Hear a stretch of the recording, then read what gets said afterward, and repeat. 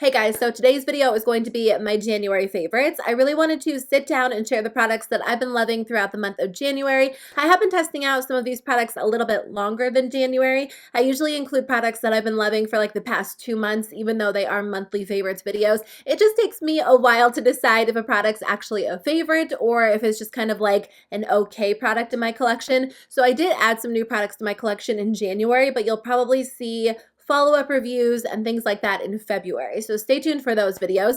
But in the meantime, I thought I would share the products that I've been using almost every single day, things that I just can't stop reaching for. So I hope you guys enjoy today's video. Let me know in the comments below what you've been loving, and let me know if you have any video requests for February, because I'm going to make a list of videos to film. So let me know if there's something specific you want to see on my channel. So the first one that I've been loving is the Smashbox Studio Skin 15-Hour Wear Hydrating Foundation. And I do have oily skin, but I've been reaching for more moisturizing face products lately. I just find that they look really beautiful on the skin. They look a little bit more natural. And even though I like a good mattifying foundation, it is winter, so I don't find that I need something super matte as often. Now, if you have normal skin or dry skin and you don't typically have to set your foundation, you are going to love the finish of this foundation. It is so beautiful, so dewy looking, but not in an oily or greasy way. It just looks really natural and luminous and healthy and glowy on the skin. I wish that I didn't have to set my foundation. If you guys have very oily skin,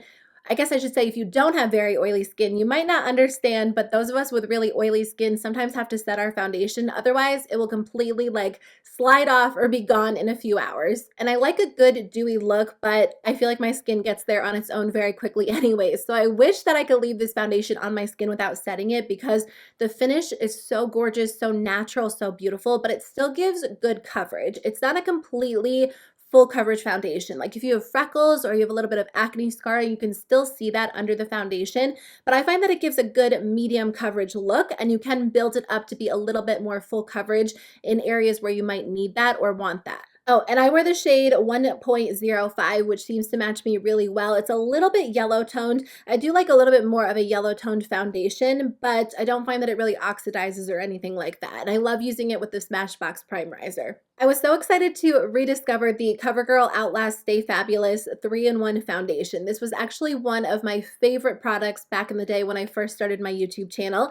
But when I went cruelty-free a few years ago, I stopped purchasing from Covergirl, and recently they're cruelty free, which is amazing, and I am so excited. So I've been testing out a bunch of their products. This is one that I knew that I had to try out again because it was such a staple in my collection. I have the shade Classic Ivory 810. I think it's a pretty good match for me. It's a little bit darker. I don't know if you guys can tell, but my undertone is a little bit more yellow and this is a little bit more neutral, so it's not necessarily a perfect match, but it's fine. I don't feel like you can really see a big difference, but I really like this foundation. It goes on really nicely. The textures are actually somewhat similar between these two. I would say that the Covergirl foundation is more of a satin finish. It's not completely matte or completely dewy, and the Smashbox one is more of a dewy, glowy finish.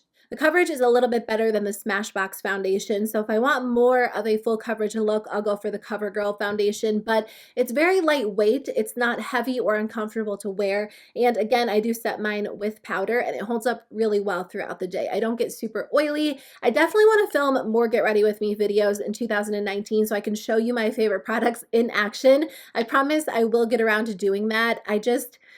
To be honest, they're not my favorite videos to film, so I'm not always jumping to sit down and film them, but I do whenever I do film them, I like doing it because it's nice to be able to show you my favorite products in action instead of just talking about them. So I promise I will get around to that very soon, but I will show you how both of these foundations wear because I've been enjoying them. So my favorite palette of the month might be a little bit of a boring choice for some of you guys. I love this palette, and I do love a good colorful eyeshadow palette. I'm all about purples and greens and blues, but the Anastasia Sultry palette has been a staple for me during the month of January. I reached for this so often, almost every single time that I wore eyeshadow.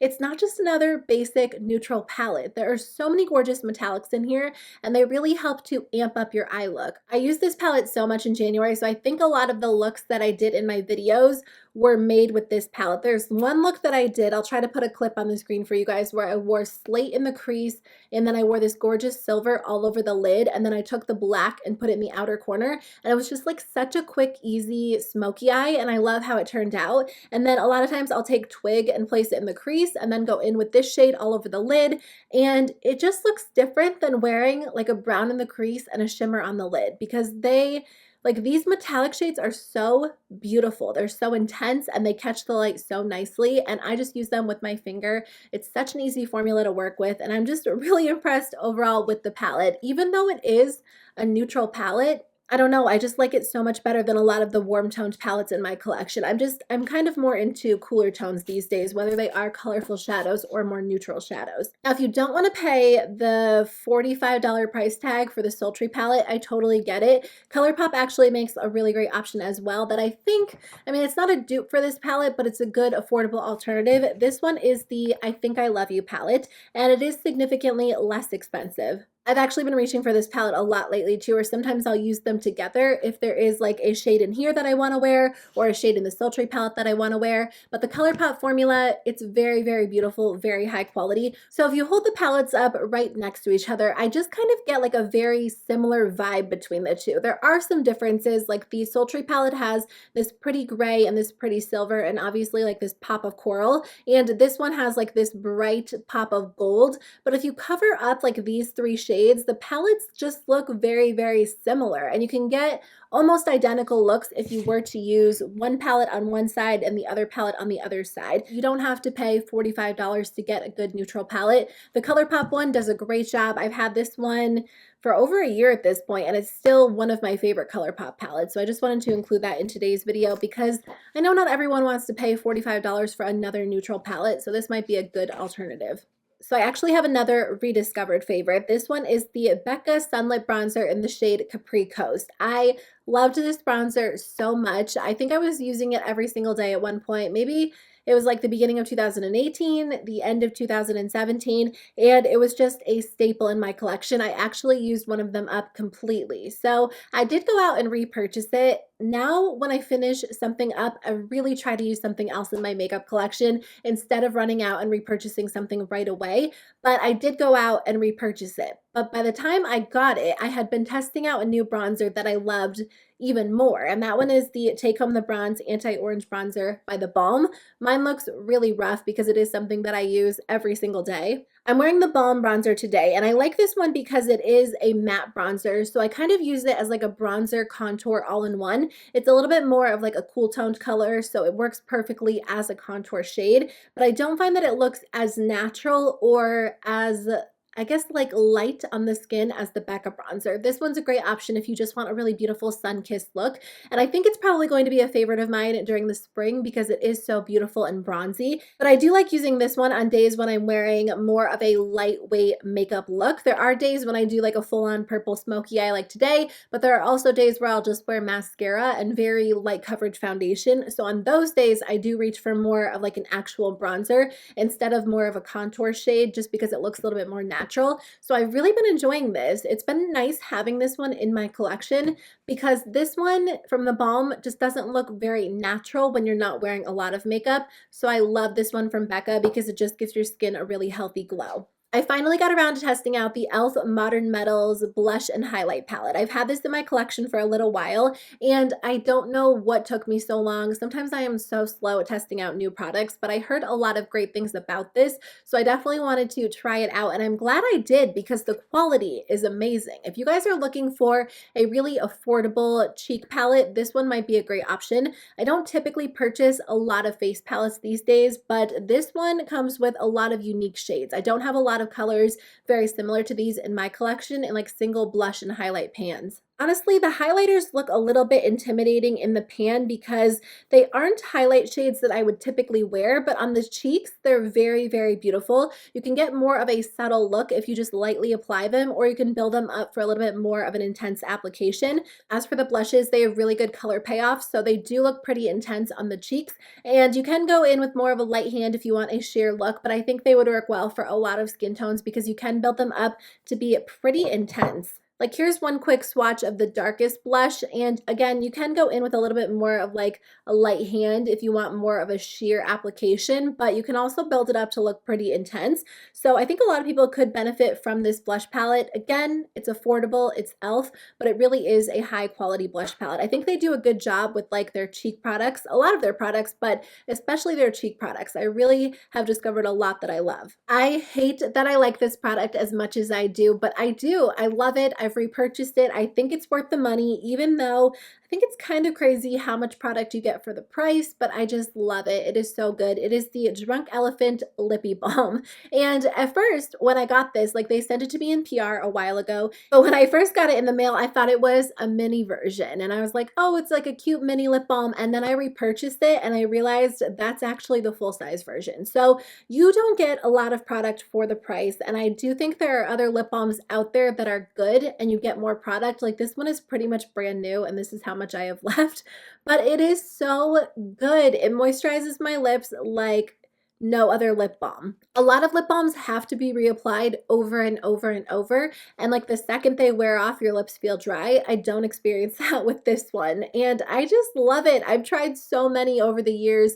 And there are other ones that I like, but I just don't find that any of them compare to this one. But honestly, $18 for that amount of product is kind of crazy. So I don't know that I'll be repurchasing it again. I'm still looking for a good alternative, but I've been using this during the winter time, so I had to include it in today's video. The last product that I want to mention is something that I got on Black Friday, and I don't think that I've talked about it on my channel yet, but it is the Body Shop Almond Nourishing Body Butter. So many of you guys have been telling me to try out the Body Shop Body Butters, and I don't know why I am so late to the game, but I finally picked one up on Black Friday, and I love this. It does such a great job at moisturizing my skin, but it sinks in really quickly. You know how like you get out of the shower and you apply body butter and then you want to get dressed because you have to get going and you have to move on with your day, but some body butters are so heavy that when you put your clothes on afterwards, it just sticks to your clothes and it's so uncomfortable.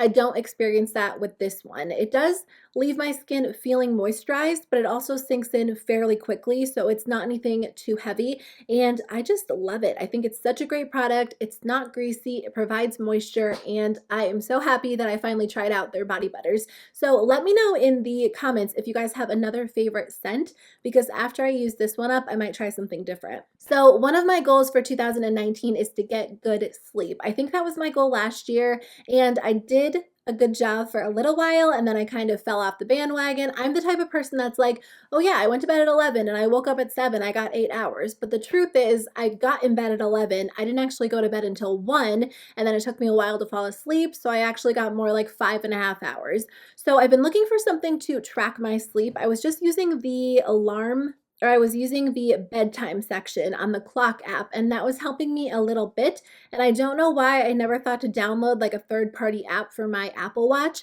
I used to have a Fitbit, and I loved that the Fitbit told me or gave me like good insight into how much sleep I was actually getting. But the Apple Watch isn't really known for being great at like reporting your sleep. So I did download a third-party app called Sleep Watch, and I love it. It gives me so much insight into how long I'm sleeping, what kind of sleep I'm getting, and it just really helps me realize like how much sleep I'm actually getting versus how much I think I'm getting. So every morning when you wake up, you can open it up and it will tell you how long you actually slept for. Like last night I got 7 hours and 20 minutes, and then it will tell me how much of my sleep was like restful sleep, how much was light sleep, if my heart rate dipped, what my average heart rate was, and then you can kind of like look at it over time. So it just kind of keeps me on track and helps me be a little bit more honest with myself instead of saying I went to bed at 11.